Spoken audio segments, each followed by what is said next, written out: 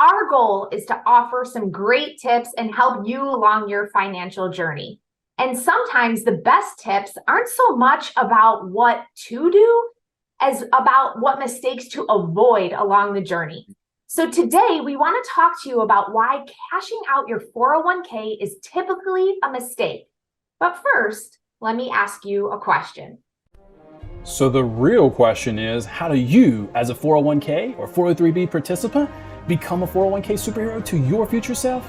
Well, that is the question, and these videos will give you the answers.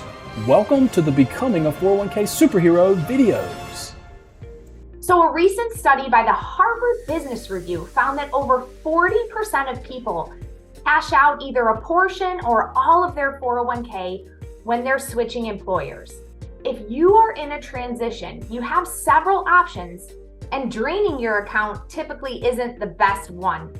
By cashing out, you're canceling the opportunity for that money to continue growing over time.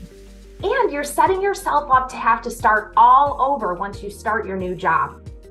Consider other options, like leaving your money in the plan or rolling it to a new plan or an IRA.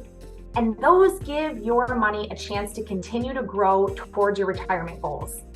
Even a $10,000 account, when simply left alone and invested from age 28 to 68, could be worth over $142,000 by the time you retire. So the question becomes, would you rather have 10K today or over 140K at retirement?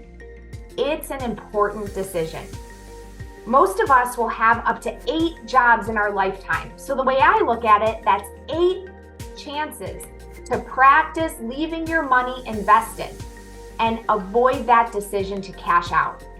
If you want to become a 401k superhero to your future self, stay committed to keeping those 401k dollars working toward your retirement goals.